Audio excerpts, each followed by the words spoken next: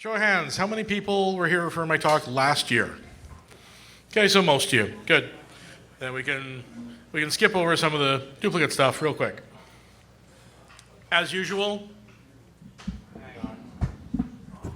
Should I just hold the mic? Formatting. Formatting's all over the map because PowerPoint sucks.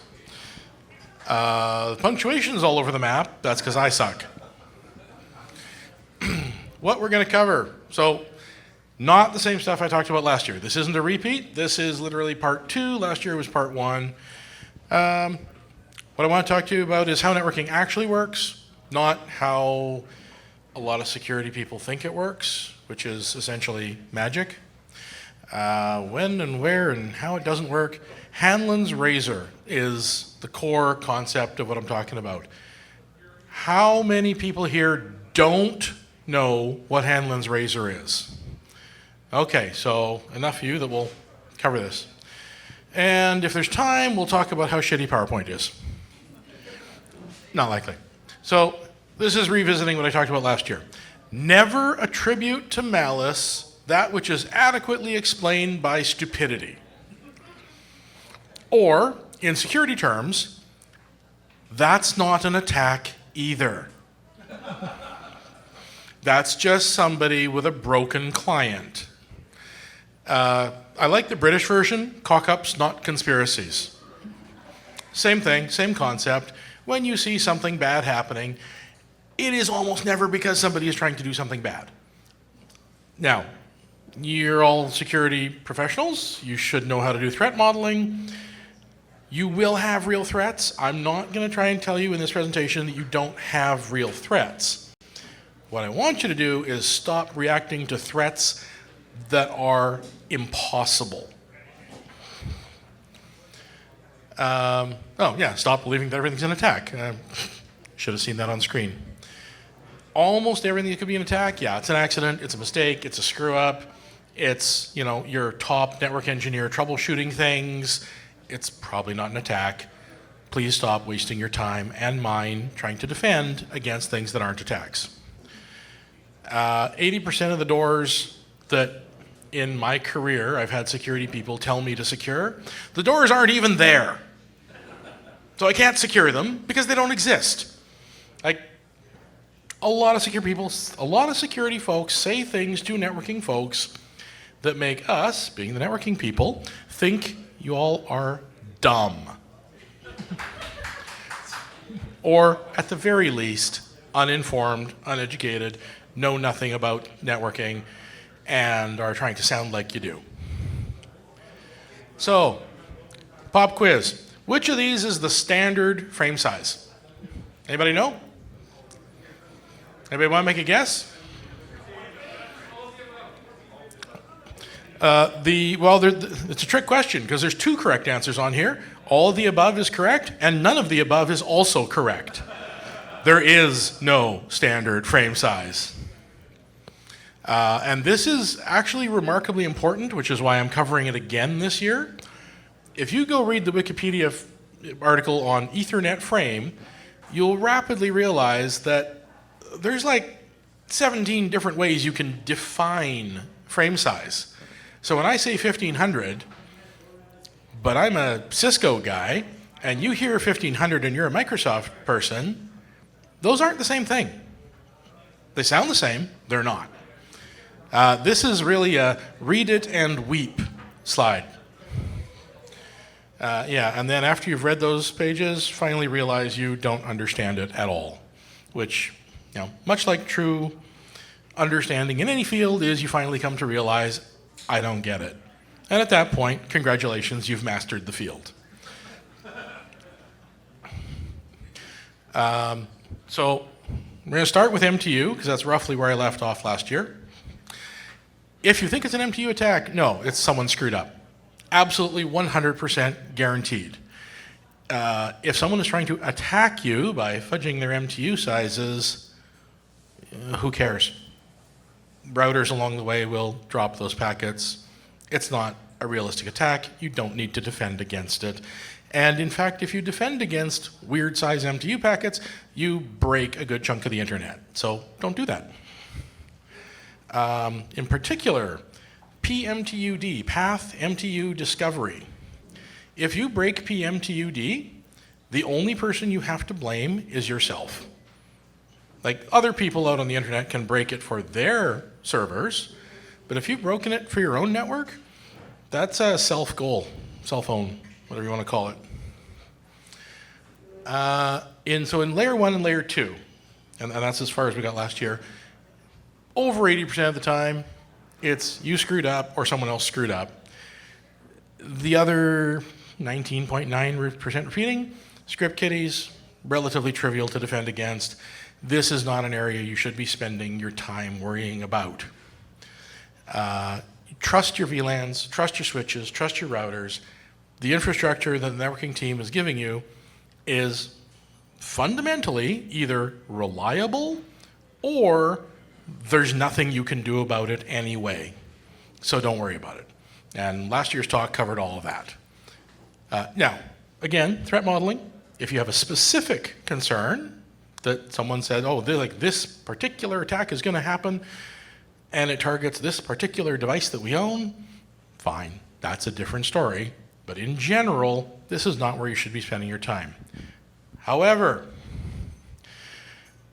don't assume your network engineers all know exactly what they're doing, because we can be dumb too.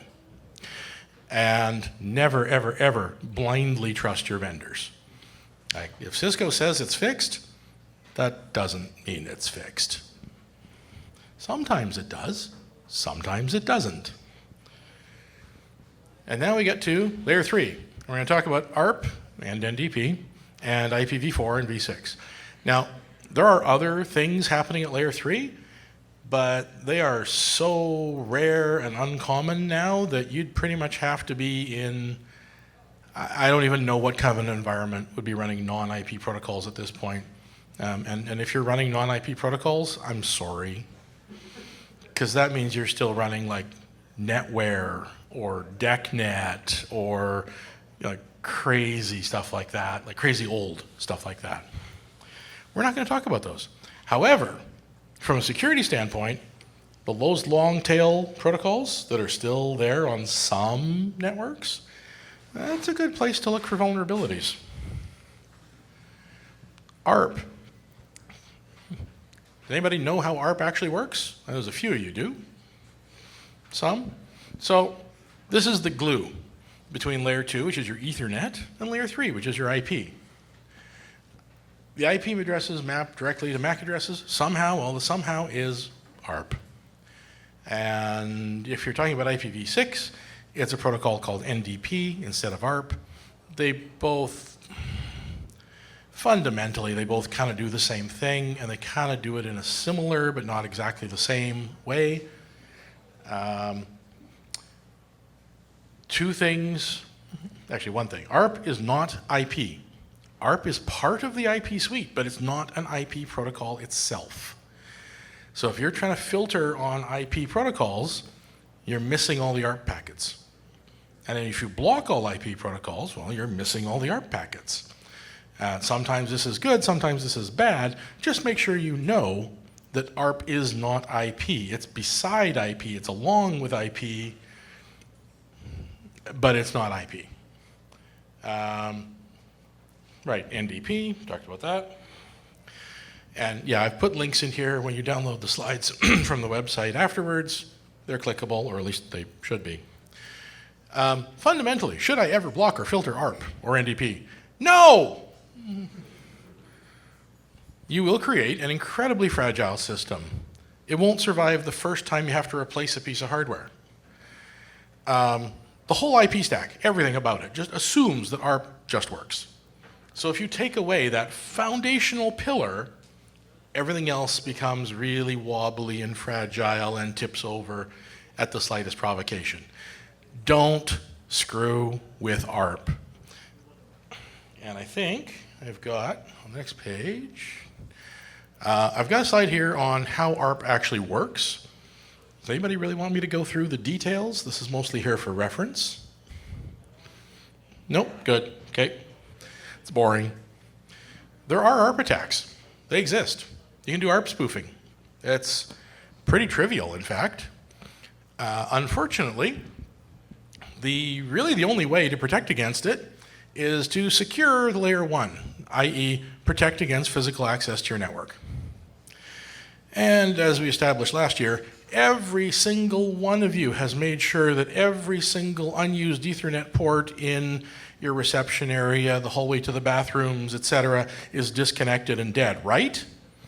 Right? Not a single Ethernet port that an attacker could just randomly go click and plug something into? Right, okay, good, thought so. Now, except for human error. You can screw this up. And while that's not a security problem, that's a skills problem. Resource exhaustion, that's a real problem. I can flood the ARP cache, there's an ARP table, it's usually a fixed size, on any device you care to name. It's trivial to do so. Because the ARP tables are not infinitely large, you do require access, direct physical access or virtual access to that subnet to carry out that attack. So again, go back to secure layer 1 physical access to your network. Also, particularly in a virtual environment, but theoretically physical too, microsegmentation saves your ass here. If you've got a VLAN and an IP subnet that's only big enough to hold the router and the 3 servers in it, 5 servers in it, whatever, there's no room for someone to conduct an ARP overflow attack on that subnet. That's about it. And one important note, ARP broadcast storms. I have seen security people, or people who claim they're security people, think that an ARP broadcast means they're being attacked. No, it means you screwed up. That is 100% true in my experience. I have never even heard of an ARP broadcast storm that was an actual attack. I mean, yes, somebody could do it, but there's so many easier and more effective ways to attack your network. Why would I waste my time doing what's essentially a DOS attack? It doesn't happen in the real world. NDP attacks, there isn't a lot of operational experience here. IPv6 has been out for, oh boy. Theo, how many years has IPv6 been around? Like almost 20 years now? Something like that. We still don't have an awful lot of operational experience with it. It's still not common, sadly. So obviously, because we reinvented the wheel, and generally speaking, the people writing RFCs copied forward all the stupid mistakes that the old RFCs had, the new protocols have all the same problems the old ones did, plus new ones because it's brand new code. Yay. There will be some new vulnerabilities. If you find them, publish, let me know. Because I'd like to know, and so would everybody else here. So again, Hanlon's razor, almost all ARP misbehavior is caused either by duplicate IP addresses, incorrect subnet masks, or wrong VLAN IDs. Those 3 probably encapsulate 99.9% of our problems that you see on the network.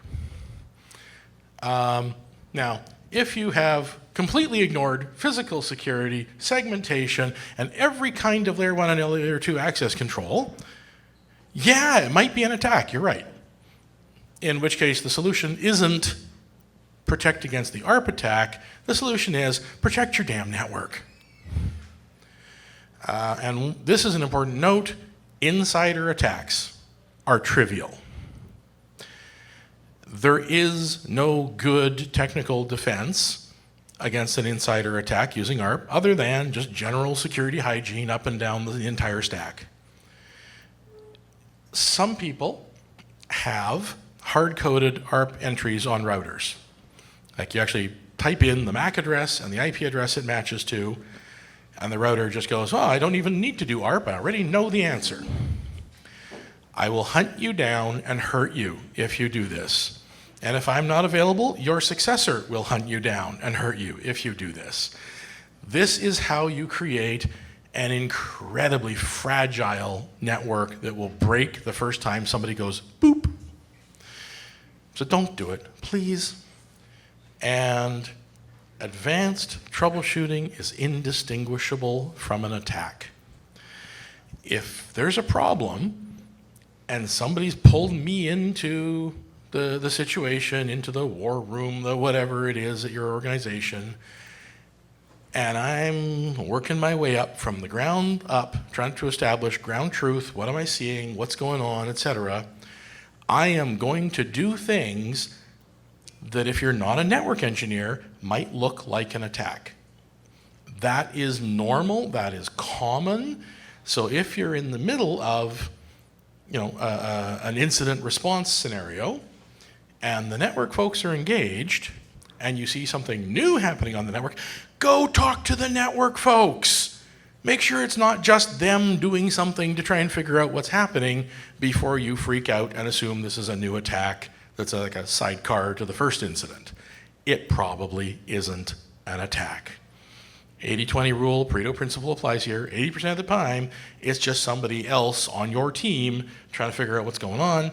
20% of the time, it warrants further investigation. May not still be an attack, but at least you should look into it. And allocate resources accordingly. Then we get to ICMP.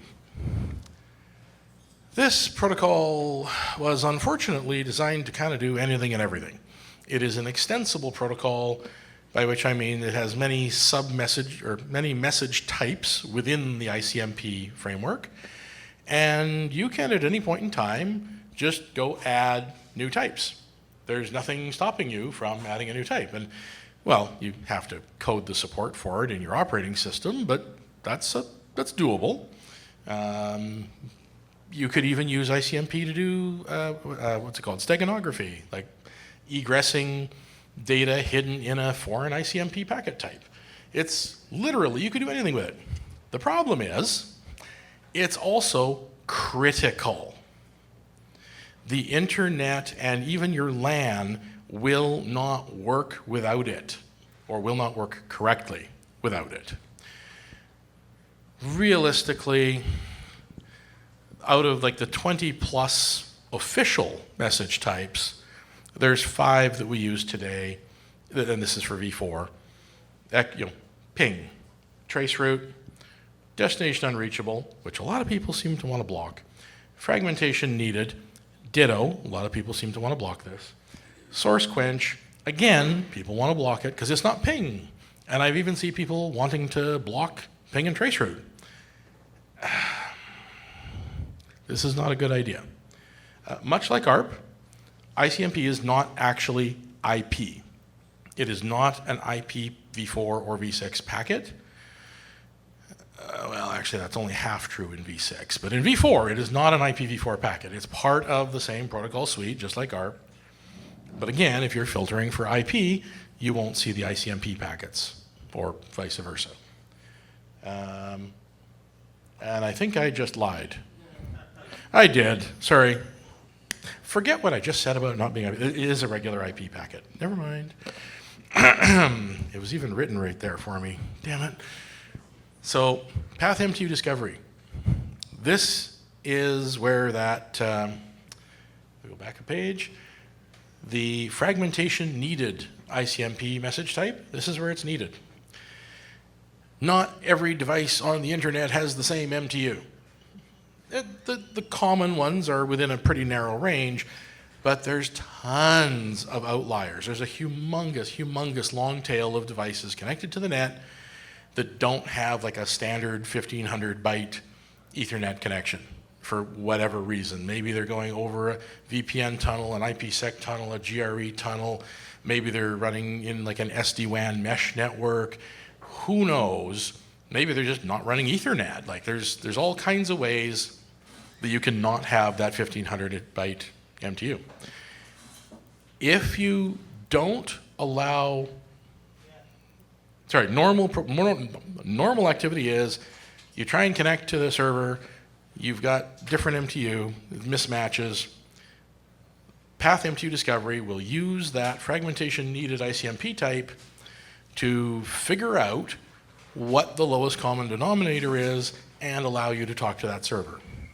So if you have blocked ICMP, you have just broken path MTU discovery, or if even you just block that ICMP message type, you've broken PMTUD, and suddenly there will be chunks of the internet that you can't reach. Maybe tiny chunks. Maybe you don't even notice, and there's like 2 people complaining that they can't access one website, and you're like, whatever. Well, you broke it for them. Like, congratulations. So don't block that. CapWAP, that's another common one that reduces your MTU. That's what most enterprise Wi-Fi uses. Because, I'm sure that won't cover very many of your users, right? Only 1 or 2. So, should I block ICMP? There's even a web page for this, shouldiblockicmp.com. And the answer is no! Maybe. Should you scrub it? Yes, absolutely. Should you rate limit it? Yes, absolutely. Should you only allow certain message types? You're on a slippery slope there, but maybe. But should you just block ICMP, period? Pardon my language, fuck no! Not unless you want to, A, break a bunch of stuff, and B, make your network team's job pretty much impossible. So don't. 2 of 3, where I harp on this subject. Why would you prevent ICMP? Blocking ICMP completely. Well, it prevents discovery. That's the most common reason I hear. It prevents remote users from discovering every host on your network. Okay, but if the host is online in any other way, it's already discoverable. Like, I can do TCP port scans, I can do UDP port scans, I can do raw IP scans. Like, there's a ton of ways I can discover that host that don't involve ICMP. So you're not actually solving that problem. Security by obscurity is essentially what you're doing, and I hope everybody in this room recognizes that that is a terrible way to do security. Horizontal probing? I can just use ARP. Again, I don't need ICMP to do that. Why wouldn't you break it? Well, every timeout is now a mystery problem, and I have no tools to diagnose it. And you can no longer troubleshoot most classes of problems, not just timeouts. You've really shot yourself in the foot. And this, I keep hearing people who want to block ICMP saying, well, we'll just unblock it if you need to troubleshoot. I have never in my entire career seen anyone unblock ICMP so that I could troubleshoot it. You may say that with the best of intentions, but it's a lie. You may not even know it's a lie when you say it, but it's a lie.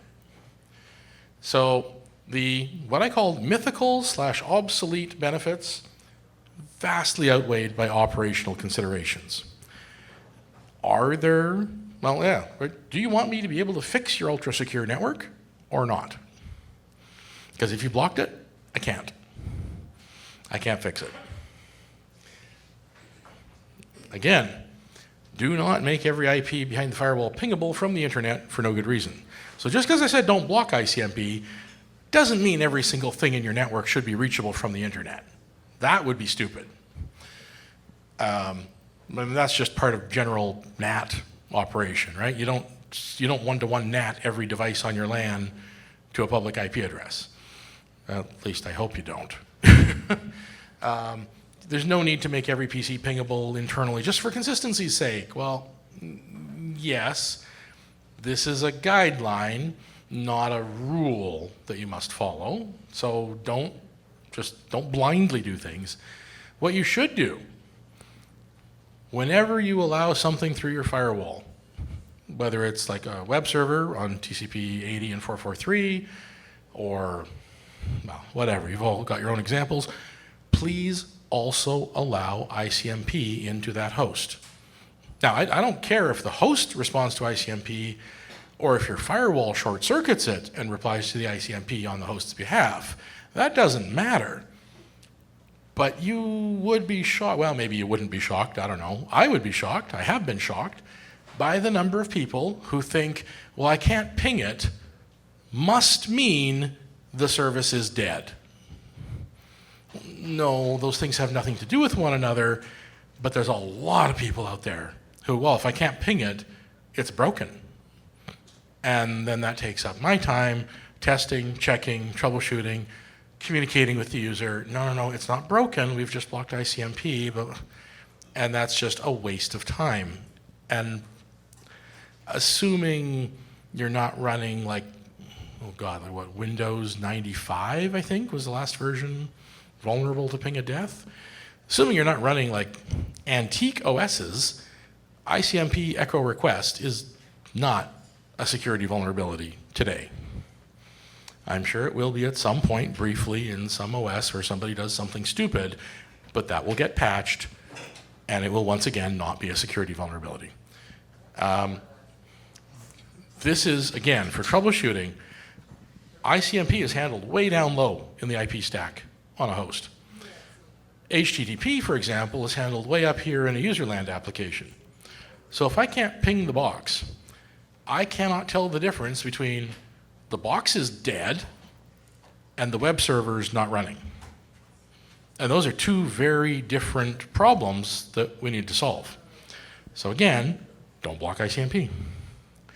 Do scrub incoming ICMP at the firewall.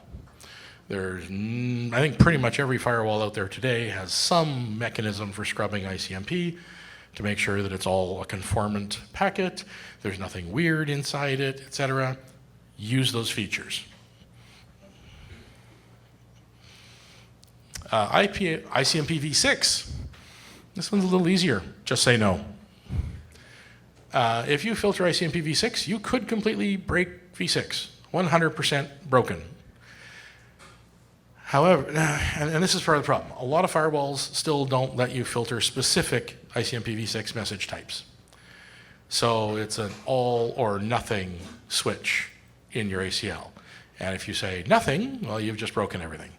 If you say everything, okay, maybe you've exposed yourself to some weird behavior, possible vulnerabilities. We don't really know yet.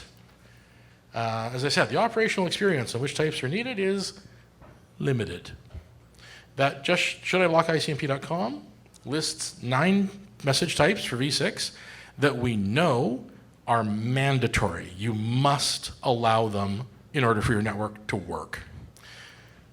There's a bunch more that we're not sure if you need them or not. And yes, as a network engineer, standing up here and saying that hurts me. We just don't know. There's not enough experience. But ICMP attacks exist, right? Well, yeah, of course they do. They're pretty much all obsolete. The most recent thing I could find in like 3 minutes of searching that was vulnerable to any form of ICMP attack was an OS from 2005. So that's a 20-year-old operating system. If you're still running that and you have no way to upgrade it or patch it against that vulnerability, get a new job. But in all seriousness, maybe that's the one box that you do need to block ICMP on. It's common sense. You got to use common sense. There's always going to be an exception to every rule. If you've got something that old, maybe. Well, what about reconnaissance? Like, people can discover my whole network. Yeah, well, they can do that anyway. So, and I've said this already, but v6 is going to be a brave new world of vulnerabilities. We're going to have new things that are broken in v6 that we haven't even imagined yet, unfortunately. As I said, I think I've duplicated this. Yeah, and we still don't know 100% for sure which types you can block and which types you need to allow. It's a mess. Right now, the advice is don't block ICMP v6, but scrub it. And that's crappy advice, but that's the best we've got in the networking world right now. Theo looks concerned at that. So, back to Hanlon's razor. Most ICMP is normal and natural.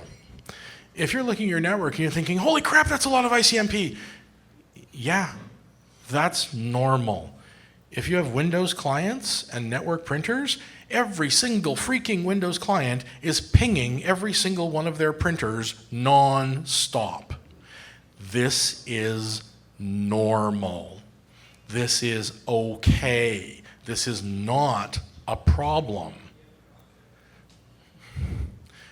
There are, routers, load balancers, app firewalls that use ICMP to detect availability. Inbound and outbound, a lot of SMB class devices, and I say a lot, it's not everything by a long stretch, but enough that it's really, really annoying.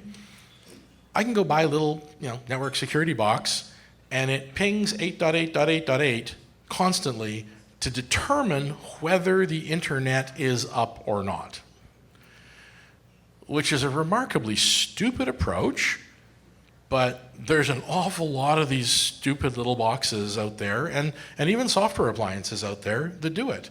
I've got a software appliance at work that pings an IP address in the vendor's IP address space constantly to determine whether my network is up or down. And if my network is down, it starts sending alarms left, right, and center. It's not my network that's down. It's the vendor's box, their dedicated ping box is down. This is an idiotic design concept, but it's disturbingly common. And if you block ICMP, all these boxes will suddenly decide, well, the network's not there, I'm not going to do anything now. And they just sort of fall over and play dead, which is infuriating. Also, lots of people use ICMP just to self-diagnose. My dad knows how to type ping 8888 from the command line to figure out, is his internet down before he phones me. So there's a lot of people out there who know how to type ping and make completely inappropriate decisions based on the results, a lot more than you'd think. So again, if you've blocked ICMP, you've now blocked the ability of all these people to self-troubleshoot. And I'm going to get a lot more phone calls. The attacks, as I said, mostly obsolete and harmless, but they're still occurring. It's super cheap to attack things on the internet. It's almost free, functionally speaking. So this kind of crap is still out there. People are still sending ping of death packets left, right, and center. If I did a packet capture on my firewall, I'm guessing I'd probably see about one every 2 seconds. I don't know why they bother, but they're still doing it. You should rate limit ICMP, even internally, to prevent carpet bombing. Because ICMP often, not always, hits the CPU on a device, not the network card, not the switchblade. It often gets pumped up all the way to the processor. Whether it's a router or a server, it's a relatively expensive thing to answer. So if I plug into your network, I could probably, even with a gigabit interface, significantly impact, maybe 2/3 of the servers on your network just by flood pinging it. So should you rate limit it internally? Yeah, you should. Should you block it? No, you shouldn't. If you want, and this depends on your threat model, if you're, for example, if you're in an educational environment where you have a lot of very smart users with a lot of time on their hands who are really curious, they're gonna try just about anything and everything, and someone is eventually going to discover ICMP and all the corner cases that exist. So, yeah, sometimes, driven by your threat modeling, maybe you should drive or block the non-mandatory ICMP types. Don't block the mandatory ones, just rate limit them, but maybe you could block the other ones. Up to you.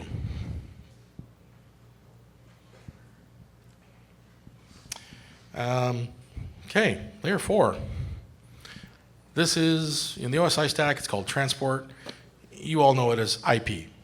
It's TCP, well, we often call it TCP IP, but TCP is actually layer 5, I think. TCP 4? Okay, so I screwed this one up.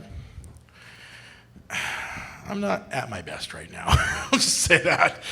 So the next layer up is IP. Forget the 4 in that. We'll just ignore it. There are other protocols at this layer. Again, I'd be hard-pressed to find any on most networks, but you know, if you're still running DEC stuff or mainframes or Novell stuff, you might see SPX or something crazy like that. It's not impossible. If you do, that's your problem. I'm not talking about that. IP is common. So we're finally at IP. Your packet header. 3 critical parts: source, destination, and protocol. Source IP is, well, self-evident. It's the device that sent the packet. Destination IP, also self-evident. It's the packet, the place it's going to. And protocol is it ICMP, is it TCP, is it UDP, is it, you know, whatever of the ICMP protocol types. And actually, those are really the only 3 common ones nowadays: ICMP, TCP, UDP. If you see other stuff on your network, I'm not really going to be talking about that. Things to remember. Okay, so I got it right here. Every layer 3 IP packet is also a layer 2 Ethernet packet. And every layer 2 Ethernet packet is also a layer 1, we still call it a packet, with the preambles and postambles, and you know, it's essentially every layer 1 packet is also a series of physical impulses in a communications channel. So electrically, you know, oscillating signal, 1s and 0s. Every physical impulse is also a series of atomic and subatomic events, but we don't really care about that in either the networking or the security realms, thank God. Because really, if atomic force breaks, we're screwed. And now layer 4 is actually the most boring part of the stack from a network engineer standpoint. Like layer 1 is like, well, it either works or it doesn't. Layer 2 can be surprisingly complicated to get right. There's so many corner. My life is layer 2 corner cases. That is my life at, you know, day job. Layer 3 is, yeah, it just works usually. Assuming I get layer 2 right, layer 3 just works. Layer 4 is not my problem. Layer 4 is the security guy. Layer 4 is the web server guy. Layer 4 is, you know, all those others. If you don't have solid layer 1, you don't have solid layer 2. If you don't have solid layer 2, you won't have solid layer 3. If you don't have solid layer 3, you're not going to have solid layer 4 and up. This is the, well, geez, that was the elevator pitch for why I should get a raise, actually. Several of you know exactly what I'm talking about. So, it's so boring I have relatively little to say, only the second half of my presentation. We're almost done. That's a lie, because I'm on page 28 of 41.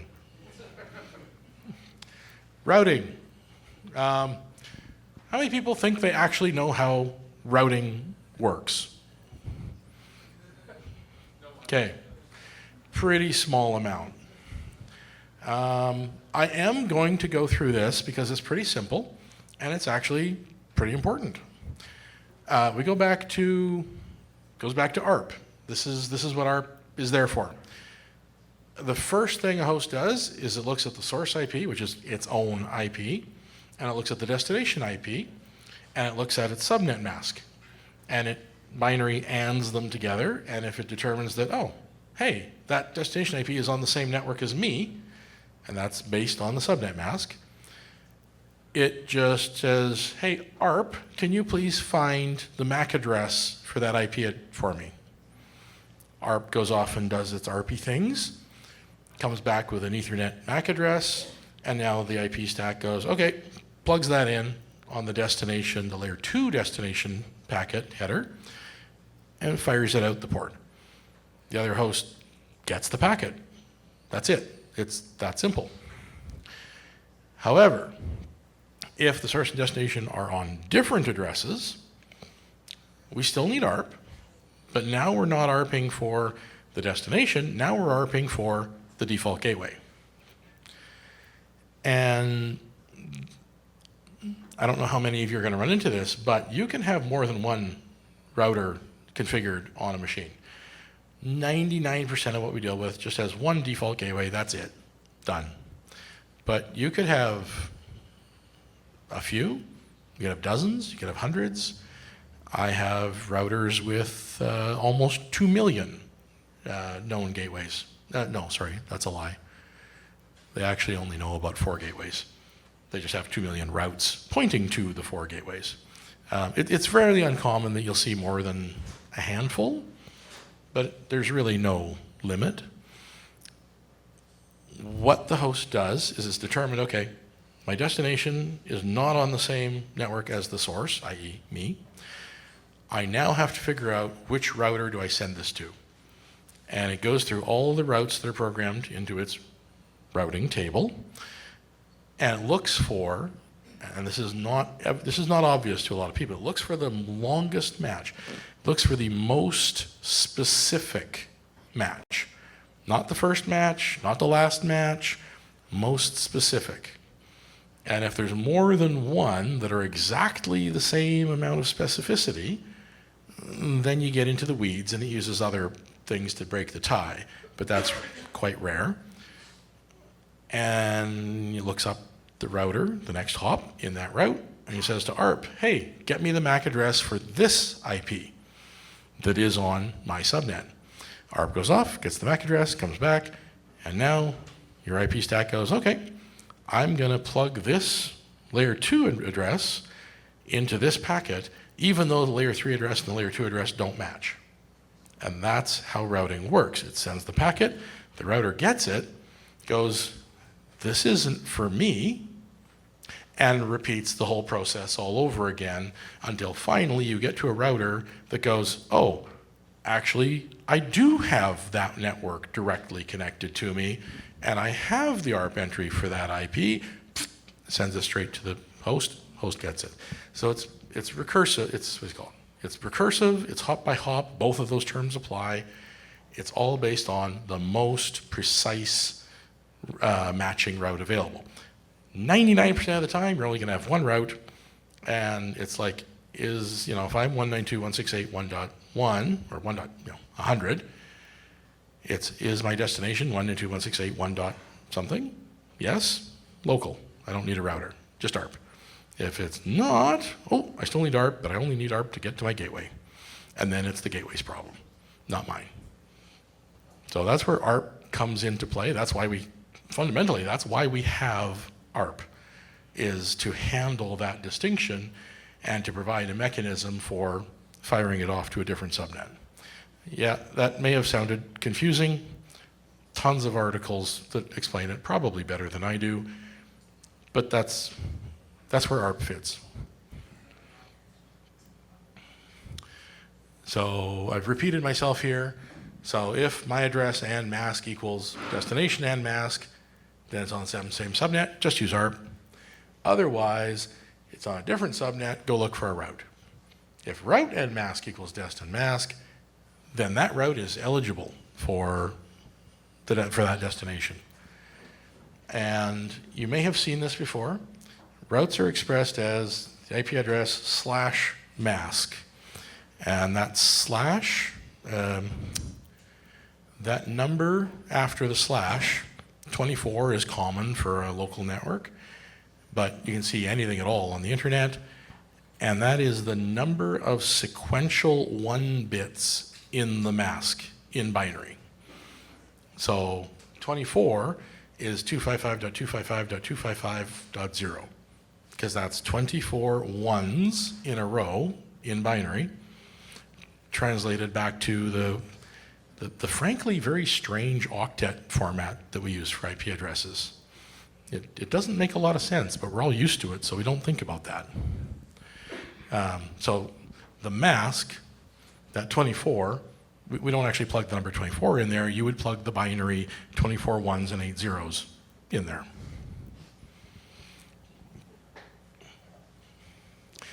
I'll get to why I'm covering this later. So, right, longest match that produces a match.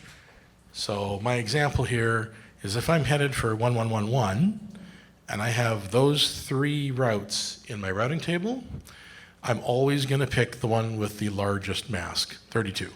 It's like, okay, well, it can't get more specific than that. That's every single position filled with a 1. That's my boy. The longest one will be used. That is 90% of IP routing, is just look for the longest match in a table, use it. Of course, that, if that's all there was to routing, I wouldn't have a job. But that's 90% of it. Routing weirdness. And this is where you can get things that might look like attacks. IP redirects. This used to be a really common, popular thing. Thank you. Not anymore. If you see IP redirects, it probably means someone in your team has screwed something up. It's probably not an attack. Conflicting routes on different devices. Again, usually somebody on your team has screwed something up. Not an attack. Accidentally overlapping routes. Guess what I'm going to say? Someone on your team has screwed something up. It's not an attack. Unfortunately, on the local scale, attacks are not, attacks are indistinguishable from incompetence. There's no way to sugarcoat that. Firewalls can scrub the IP header, which is great. Many firewalls, not all, can also scrub most kinds of idiocy from IP headers. If your firewall can do it, use that feature. Okay, so again, routing, locally, attacks, incompetence, you can't tell the difference. So you're gonna have to look and see where it's coming from, and if it's a human, and you can actually phone that human or get face-to-face with them, it's just incompetence. They made a mistake, they don't know what they're doing, whatever. Now you all know that overwhelmingly the traffic you see is normal and legitimate. That doesn't mean that there aren't any attacks. What it means is, why are you spending 80% of your time defending against this class of attack that's only happening 1% of the time? It's allocate your resources efficiently according to where your attacks are actually coming from. And yes, I understand you also have to consider the value, the consequences, etc. But again, don't fixate on, well, routing attacks are bad, or ICMP attacks are bad. No, it's not that simple. Rely on your firewalls, rely on your IDSs, rely on your IDPs. Do not rely on manual tweaks. Every time you manually tweak something in a network stack, future you will regret it. 100% guaranteed. Okay. BGP. We're gonna skip BGP because I'm pretty much out of time. Transport, TCP, UDP. If you have traffic that's not TCP or UDP or ICMP on your network, yeah, you can probably just drop it. You probably don't even have to firewall it. You can just go, goodbye. And are there layer 4 attacks? Of course there are. That's where most of them are. Well, actually, nowadays they're mostly at layer 7, but layer 4 and up, that's pretty much where they are. Almost everything that you see at layer 4 is just probes. It's not an attack, it's a probe. There is a difference. And if you don't see what the difference is, I don't know how to help you. The problem here is the dilemma, if it's an off-port traffic, like let's say HTTP on port 77, is that legit? Or is that somebody like trying to exploit a vulnerability that you weren't aware of? I don't know. You don't know. How do you find out? Good luck. And there is enough legitimate traffic that looks like illegitimate traffic, and there's enough illegitimate traffic that looks like legitimate traffic that there's no clear answers to this level of problem. App firewalls try to solve it. They're kind of meh. Anybody used an application firewall? Yeah, how well do you like them? Yeah, exactly. So, could be legit, could be an attack, hard to tell. Layers 5 to 7, that's not my problem. You have other people here talking about that today. Layer 8, just for completeness. Layer 8, which you will hear about, is not officially part of the OSI stack. It is sort of an inside joke we all use to refer to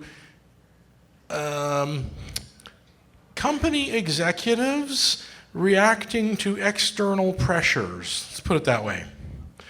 It's when people tell you to do stuff that is technically totally wrong, but do you want to keep getting a paycheck or not?